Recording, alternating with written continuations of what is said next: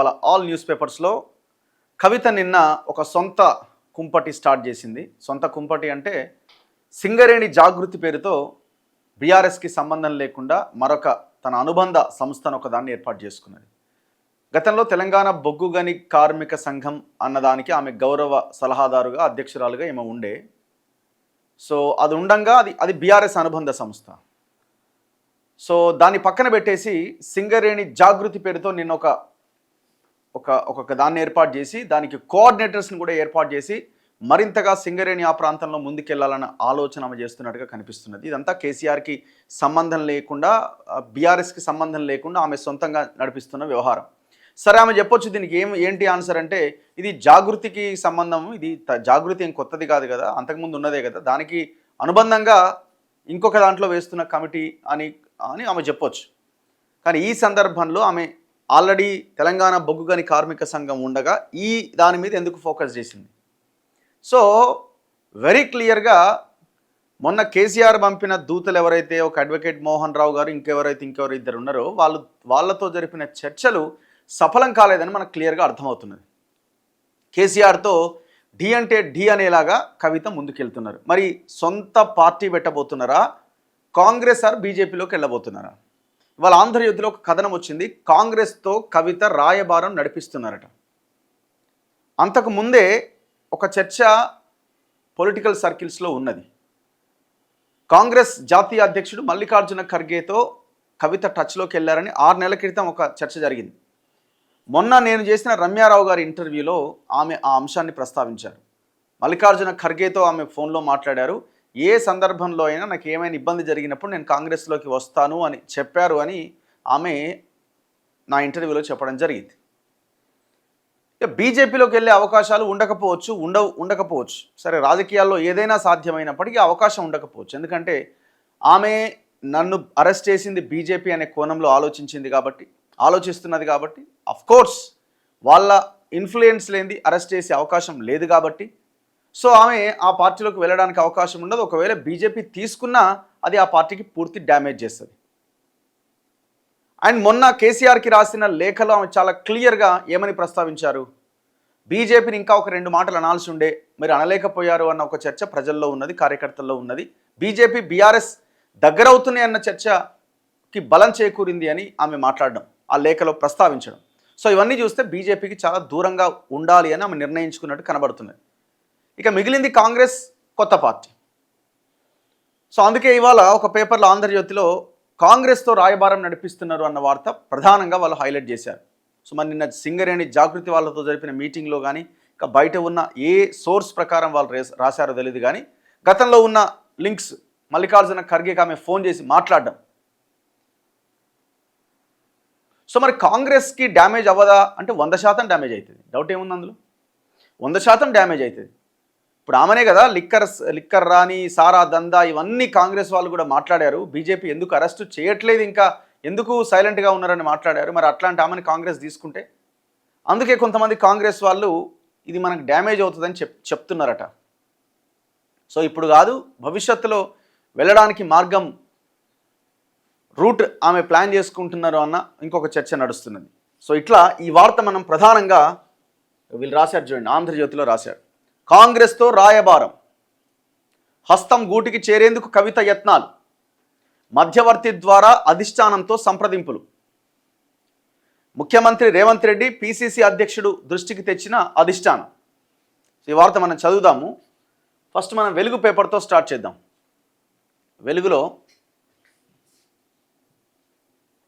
వాళ్ళు కనిపిస్తున్న వార్తలు ఇగో, కవిత సొంత సైన్యం, బలాన్ని పెంచుకునేందుకు జాగృతి బలోపేతం, 30 అనుబంధ విభాగాల ఏర్పాటుకు నిర్ణయం, ఇప్పటికే మహిళా యువ జాగృతుల ఏర్పాటు, తాజాగా సింగరేణి జాగృతి, ఆర్టీసీ విద్యార్థి రైతు ఉద్యోగ జాగృతుల ఏర్పాటుకు కసరత్తు, అవసరమైతే ఏ పోరాటానికైనా సిద్ధంగా ఉండాలని జాగృతి నేతలకు కవిత పిలుపు, కవిత మీటింగ్తో టీబీజీకేఎస్ అలర్ట్, క్రమశిక్షణ కమిటీ ఏర్పాటు.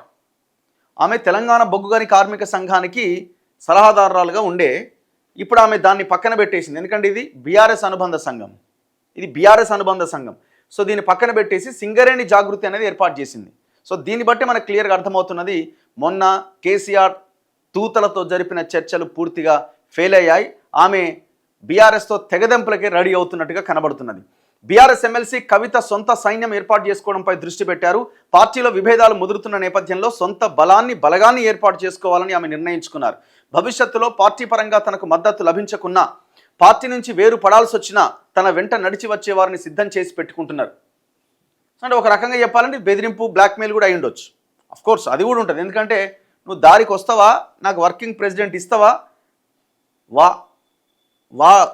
ఆస్తి వాటాలో వాటా సరైన వాటా అన్నతో సమానంగా నాకు పంచుతావా, లేదా పార్టీని మొత్తం ఖతం చేసి పడేనా, కావలసినంత బీఆర్ఎస్ని కొలాప్స్ చేసేసి ఆమె బయటికి వెళ్ళే అవకాశాలు ఉన్నట్టుగా మనకి దీని ద్వారా అర్థమవుతున్నది. ఎక్కడున్నారు మేడం, కనబడరు మీరు? ఒక్క నిమిషం, 4th పేజీలో ఉంది వార్త.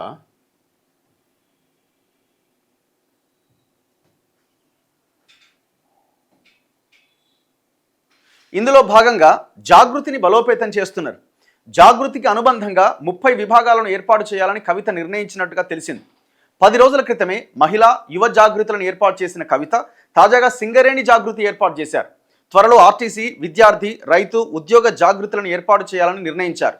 ఒక వారం 10 రోజుల్లో ఆయా కమిటీలకు ఒక రూపు తీసుకొచ్చి వాటిని గ్రౌండ్లోకి తీసుకెళ్లాలని భావిస్తున్నట్టుగా తెలిసింది. మంగళవారం హైదరాబాద్లోని తన నివాసంలో సింగరేణి విభాగం నేతలతో నిర్వహించిన సమావేశంలో కవిత కీలక నిర్ణయం తీసుకున్నారు. సింగరేణి జాగృతి విభాగాన్ని ఏర్పాటు చేశారు. సింగరేణిలోని 11 ఏరియాలకు కోఆర్డినేటర్లను నియమించారు. భవిష్యత్తులో ఎలాంటి పోరాటానికైనా సిద్ధంగా ఉండాలని నేతలకు కవిత పిలుపునిచ్చారు. అవసరమైతే అన్ని పోరాటాలకు తాను స్వయంగా వచ్చి ముందుంటానని ఆమె స్పష్టం చేసినట్టుగా తెలిసింది.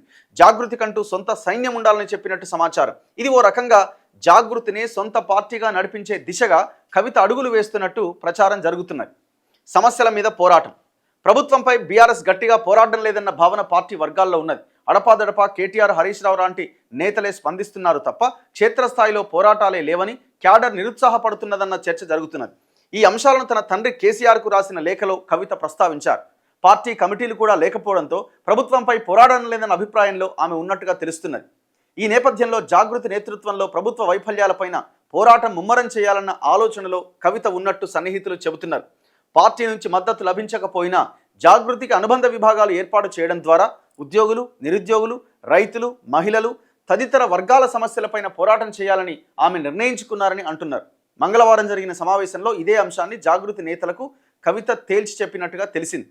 పార్టీ నేతలు కలిసొచ్చినా రాకపోయినా తమ పోరాటాన్ని మాత్రం కొనసాగించాలని, జాగృతి సైన్యం బలమేంటో చూపించాలని ఆమె స్పష్టం చేసినట్టుగా సమాచారం. సింగరేణిలో బీఆర్ఎస్కు అనుబంధంగా తెలంగాణ బొగ్గుగని కార్మిక సంఘం కీలకంగా వ్యవహరిస్తుంది. ఆ విభాగాన్ని కవిత దగ్గరుండి చూసుకునేవారు. ఎన్నికలొచ్చినా ఆమె నేతృత్వంలోనే టీబీజీకేఎస్ నేతలంతా నడిచేవారు. సింగరేణి పరిధిలో ఉమ్మడి కరీంనగర్, ఆదిలాబాద్, ఖమ్మం, వరంగల్ జిల్లాల్లో కలిపి మొత్తం 26 అసెంబ్లీ నియోజకవర్గాలు ఉన్నాయి. ఏది సింగరేణి ప్రభావిత ఏరియాలు. ఆయా నియోజకవర్గాల్లో గెలుపోటములపైన సింగరేణి కార్మికుల ప్రభావం ఉంటుంది. కానీ గత అసెంబ్లీ ఎన్నికలకు ముందు టీబీజీకేఎస్ నేతలతో బీఆర్ఎస్ ఎమ్మెల్యేలకు సంబంధాలు దెబ్బతిన్నాయనే వార్తలు వచ్చాయి. ఫలితంగా ఆ సెగ్మెంట్స్లో బీఆర్ఎస్ ఓడిపోయింది. ఈ నేపథ్యంలో ఆ 26 నియోజకవర్గాల్లో మళ్లీ ప్రభావం చూపించాలంటే టీబీజీకేఎస్తో పాటు జాగృతి విభాగాన్ని పటిష్టం చేయాల్సిన అవసరం ఉందని కవిత భావిస్తున్నారు. ఈ క్రమంలో సింగరేణి జాగృతి విభాగాన్ని ఏర్పాటు చేసి కోఆర్డినేటర్లను నియమించుకుని ముందుకు వెళ్లాలని ఆమె నిర్ణయించుకున్నట్లుగా సమాచారం. ముఖ్యంగా యూత్ను జాగృతిలో పెద్ద సంఖ్యలో భాగస్వాములను చేయాల్సిందిగా నేతలకు దిశానిర్దేశం చేసినట్టుగా తెలిసింది. అంటే ఏమర్థమవుతుంది? ఒకవేళ ఆమె అదే సింగరేణిలో బీఆర్ఎస్ బలోపేతం కోసం పనిచేస్తే అదే టీబీజీకేఎస్ వాళ్ళతో కూర్చొని మాట్లాడి ఈ రకంగా కాదు, ఈ రకంగా మనం పోరాటాలు చేయాల్సిన అవసరం ఉందని ముందుకెళ్ళొచ్చు. కానీ ఆ టీబీజీకేఎస్ని కాదని దాన్ని పక్కన పెట్టి సింగరేణి జాగృతి అనే ఒక సంస్థని, అనుబంధ విభాగాన్ని ఎందుకు ఏర్పాటు చేశారనేది ఇక్కడ క్వశ్చన్ మార్క్. ఎందుకు ఏర్పాటు చేశారంటే యుద్ధం చేయడానికి తండ్రి మీద. ఇదేదో సమస్యల మీద యుద్ధం, ఇది అంతా ఉత్తది. వీళ్ళకి సమస్యలు ఏం తెలుసు, వీళ్ళకి సమస్యలు ఏం తెలుసు, లేకపోతే సమస్యల మీద కొట్లాడిన ముఖాలే ఎక్కడివి? ఇది కేవలం తండ్రిని బ్లాక్మెయిల్ చేయాలి, తండ్రిని బెదిరించాలి, వాటాల కొట్లాట తప్ప ఇందులో ఇంకొక ఆప్షన్ లేదు. కాకపోతే ఆమె తన కొట్లాటలో మొండిగా కొట్లాడుతుంది. ఆమె తను అనుకున్నది సాధించే వరకు తను మొండిగా కొట్లాడడానికి రెడీ అవుతున్నది. మొండిగా కొట్లాడుతుంది అని కూడా మనం చెప్పొచ్చు. ఎందుకంటే ఇదే జాగృతి ఒకనాడు బీఆర్ఎస్ 2001లో స్థాపించిన తర్వాత కేసీఆర్ వద్దంటే ఏర్పాటు చేసిన ఈ జాగృతి గ్రామ స్థాయి నుంచి ఆమె కమిటీలు వేసుకొని కొంత బీఆర్ఎస్ పార్టీ నిర్మాణం కంటే బలంగా ఆమె తయారు చేసింది.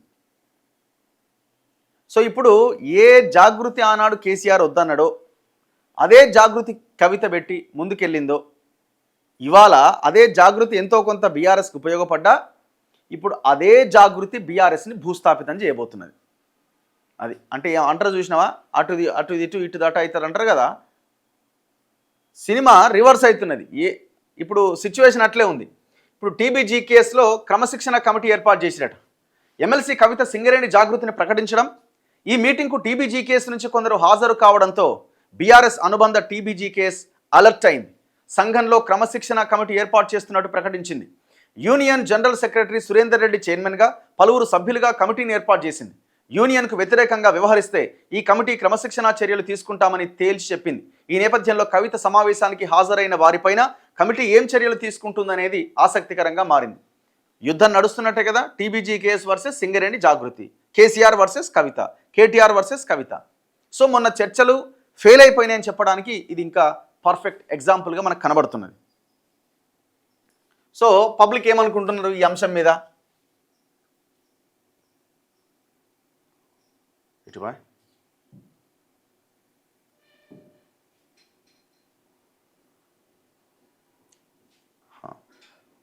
Good morning, very good morning. I don't think so Raghu. Okay Sanjeevaiah garu, చూద్దాం ఏం జరుగుద్ది అన్నది. కానీ ఏదేమైనా ఇదంతా వాటాల కొట్లాటే అండి. ఇప్పుడు ఆమె పార్టీ ప్రజల కోసమా లేకపోతే ఇంకేదన్నదా మంచి కోసమా? ఆమెకు అధికారం కావాలా, నేను ముఖ్యమంత్రి కావాలా, ఆమె ఇంకా బాగా సంపాదించాలా. ఇప్పటికే బాగా సంపాదించిన డబ్బులు మొత్తం కుప్పలు అయిపోయి ఉన్నాయి. ఆ డబ్బులు ఎట్లా ఖర్చు పెట్టాలా? ఇప్పుడు ఆమె ఓడిపోతుందా గెలుస్తుందా అన్నది కనబడదు. ఎందుకంటే మొత్తం డబ్బు ఆవహించి ఉన్నది, సంపద ఆవహించి ఉన్నది, ఆమె చుట్టూ ఒక అహంకారం ఆవహించి ఉన్నది. సో ఈ సందర్భంలో వాళ్ళకి గెలుపులు ఓటములు ఇవన్నీ ఏం కనబడు. మేము డబ్బులు ఇస్తే మాకు జనాలు ఓట్లేస్తారు, ప్రజలకు డబ్బులు ఇస్తే మేము లైమ్ లైట్లో ఉంటాం, అంతే, విసిరి పడేస్తాం అంతే. నాయకులని, కార్యకర్తలని, మీడియాని కొని అవతల పడేయచ్చు. ఈ ఆలోచనలో ఉన్న వాళ్ళు అసలు రియాలిటీ ఏంటి, గ్రౌండ్లో ఏం మాట్లాడుకుంటున్నారు అన్నది ఆలోచించరు. ఆమె రాజకీయ భవిష్యత్తు ఏనాడో ఆ సారా ధందాతోనే ఖతమైపోయింది. అందులో ఇంకొకటి ఆమె వస్తున్న లైన్ ఏంది, బహుజన అనే యాంగిల్లో వస్తున్నది. ఇప్పుడు అదే బీఆర్ఎస్లో ఉన్న ఇంకొక లీడర్ని, ఇంకొక బీసీ లీడర్ని, ఆ స్థాయిలో ఉన్న లీడర్ని ఎమర్జీ చేసి తనేదన్నా పార్టీ తీసుకొచ్చి పెడితే ఒక అర్థం ఉన్నది. ఇప్పుడు అదే కుటుంబం నుంచి మళ్ళా 10 సంవత్సరాలుగా అదే బహుజనులని సర్వనాశనం చేసి వాళ్ళ భూములు కబ్జాలు చేసి వాళ్ళ పైసల దోపిడీ చేసి రక్తం దాగి మళ్ళీ మేము బహుజన అంటే జనం నమ్ముతారా? ఆ ఫ్యామిలీ నుంచి వచ్చిన వాళ్ళని, ఆ ఫ్యామిలీ నుంచి ఎవరైనా సరే, ఈ హరీష్ రావుతో సహా ఎవరు మేము బహుజన సిద్ధాంతము, బీసీ ఎస్సీ ఎస్టీ సిద్ధాంతం అంటే ఎవ్వరు నమ్మడానికి సిద్ధంగా లేరు. ఆ పార్టీలో ఇంకొక లీడర్ ఎవరైనా మాట్లాడితే అది వేరే విషయం, కానీ ఆ స్థాయి లీడర్లు ఎవరు లేరు అక్కడ.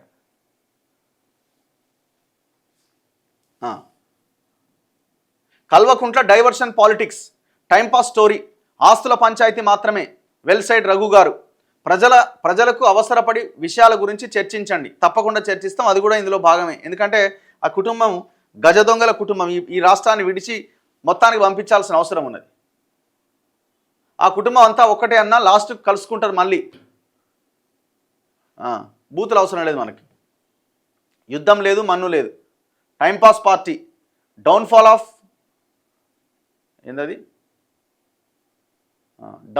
Of BRS and Kavitha also. Raju, తండ్రి వాటాల కోసం కొట్లాడుతుందన్న పాపయ్య గారు. రఘు గారు, కవితను సపోర్ట్ చేస్తున్న వారు ఎవరు సపోర్ట్ చేస్తారు? ఆమె సపోర్ట్ చేసుకుంటుంది. Good morning, very good morning అండి. పని లేని పని, టోటల్ డ్రామా, పట్టించుకోవద్దు ప్రజలు అలా అయితేనే వీళ్లకు తిక్క కుదురుద్ది. నెక్స్ట్ సీఎం కవిత, నాగరాజు యాదవ్ అంటుండు. ఎట్లా కవిత అవుతుంది? పార్టీ పంచాయతీ కాదు, పైసల పంచాయతీ, ముగ్గురు దొంగలే. Further Congress minister Kavitha Rao. భూపాల్ రెడ్డి గారు, రైతు బంధు గురించి మాట్లాడండి తప్పకుండా. ఆ కుటుంబం అంతా ఒక్కటే. రఘు గారు, ప్రజా సమస్యల మీద దృష్టి పెట్టండి. కాంగ్రెస్ నాయకులకు కావాల్సింది పదవులు మాత్రమే, దేశం లేదు, ప్రజలు లేదు. ఎవరికి ఉన్నది? ఎవరికి లేదు. ఎవరికైనా ఉన్నదా? ఈ పార్టీకి ప్రజల గురించి ఉన్నది అనుకుంటే ఇక మనం తప్పు చేస్తున్నట్టే, మనం తప్పు ఆలోచిస్తున్నట్టే. తెలంగాణను వాడుకుంటారు అంతే, అంతే. వీళ్ళు అంతకుమించి చేసేది ఏముండదు. Bihar mafia KCR family TRS గవర్నమెంట్లో ఉందా అపోజిషన్లో ఉందా? Any day news is KCR చుట్టే తిరుగుతుందట వార్తలన్నీ, అఖిల్ చౌదరి అంటున్నాడు. బీఆర్ఎస్ డ్రామా జైలు ఇక్కరక్క, మరో షర్మిల, కవిత గారు కాంగ్రెస్లో చేరితే గుడ్, బహుజన్స్ అగైన్ రిసీవ్డా బై కవిత ఆల్సో. మీ అభిప్రాయం చెప్పండి. కవిత కాంప్రమైజ్ అవుతుందా? 100% అవుతుంది, 100% అవుతుంది. సగం వాటా మీకు కూడా ఇస్తామ్మా, ఆస్తిలో అన్నతో పాటు నీకు వాటా ఉంటుంది. వాడు సంపాదించింది కూడా నీకే, అందులోకెళ్ళి కూడా సగం రావాల్సిందే. అందరిది కలిపి ఒక దగ్గర వేసి సమానంగా పంచుతా. అవసరమైతే నీకు ఆయనతో పాటు నీకు వర్కింగ్ ప్రెసిడెంట్ పదవి, నీకు ఇంకొక వర్కింగ్ ప్రెసిడెంట్ పదవి క్రియేట్ చేసి నీకు పదవి ఇస్తా అంటే దెబ్బకు సైలెంట్ అవ్వదు. రాసి పెట్టుకోండి మీరు. ఆమెకు ఒకటే హరీష్ని బయటకు పంపించేసి, కేటీఆర్ ఉన్నా సరే కేసీఆర్ నేను నమిలి అవతల పడేస్తే నాకు పెద్ద సమస్య కాదన్న అంచనాతో ఉంది ఆమె. హరీష్ని కొంత సైడ్ చేసి కవితకి ప్రయారిటీ ఇచ్చేస్తే ఆమె మరుక్షణం ఎవరండి చెప్పింది ఇవన్నీ, లెటర్ రాస్తే తప్పేందండి, ఇది ప్రజాస్వామ్యం అండి అని అనకపోతే చూడండి, అన్ని దొంగ లెక్కలు ఇల్లాయి. రుణమాఫీ గురించి చెప్పండి. రఘు గారు, కవిత కొత్త పార్టీ పెట్టాలి, కేసీఆర్ కుటుంబం చీల్చుకపోవాలి, ఇది తెలంగాణ ప్రజలు చూడాలి.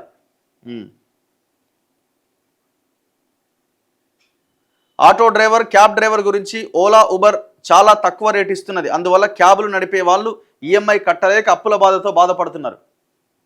ఆటో డ్రైవర్లు, క్యాబ్ డ్రైవర్ల గురించి కొంచెం మాట్లాడండి. బీఆర్ఎస్ పార్టీలో పనిచేసే కార్యకర్తలారా, మీ కష్టాన్ని శ్రమని దోచుకొని అంతిమంగా కేసీఆర్ కుటుంబమే బాగుపడుతుంది, ఆలోచించండి. హరీష్ రావు తప్ప అందరూ దొంగలే. శ్రీకాంత్ చారి, దోచేసిన సొమ్ము ఎక్కువైంది కాబట్టి వాళ్ళకి పార్టీలు పెట్టాలన్న ఆలోచన వస్తున్నది. రఘు అన్న, మీలాంటి వాళ్ళు చాలా అరుదు, కవిత గురించి మాట్లాడి టైం వేస్ట్. వీరేష్, మా తాగుబోతులకు అయ్యో ఎందుకులే పాపం, ఎందుకు మనం అనడం, మనం అట్లాంటి పదాలను మనం వాడం.